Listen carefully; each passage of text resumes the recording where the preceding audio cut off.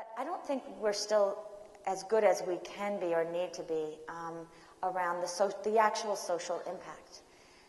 And it's certainly something that we're working on. But it really leads me to the last really big challenge for our field. And that is, how do we use the work that we do in building businesses for the poor to help the world ask the right questions?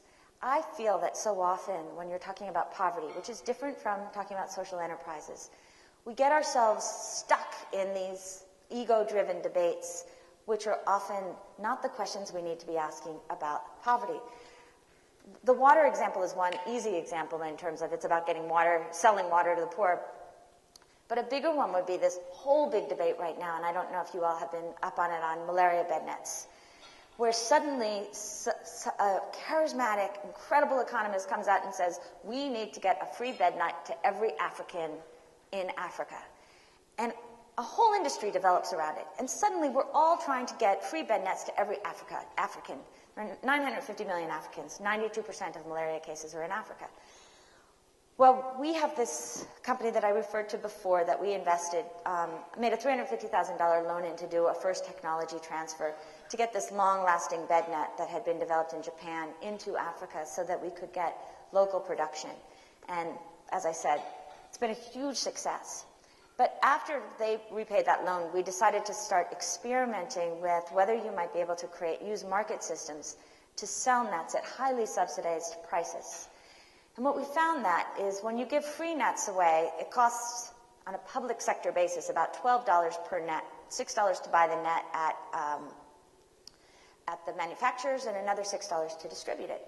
If you built private sector distribution into the model itself and used women as the salespeople, we found that the majority of people are willing to pay about $1 a net, and it would cost about $1.50 to distribute it. So your overall public sector subsidy would be more about $5, which is an interesting conversation around then how do we take public use business to get the information around who poor people are, how they make decisions, but then into a bigger policy. But as we started moving into this debate, we realized that we're still not asking the right question. Because the question is not, should people be given bed nets free or should people be sold bed nets?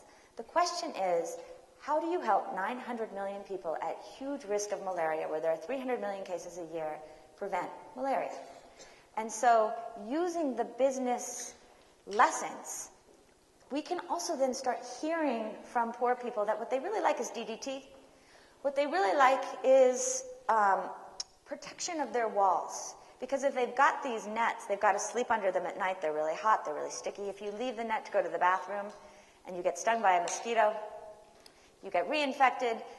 When people get malaria and they're having these fevers of 105, the first thing they want to do is get outside the net, which makes them the perfect carrier of malaria. Mosquito bites them and then bites somebody else. And so we may, as a world, be focusing on the wrong question altogether. But by using business and paying attention and focusing on the metrics, the measures, if we have the right humility, we can then start asking a different set of questions that might lead us closer to the real answer.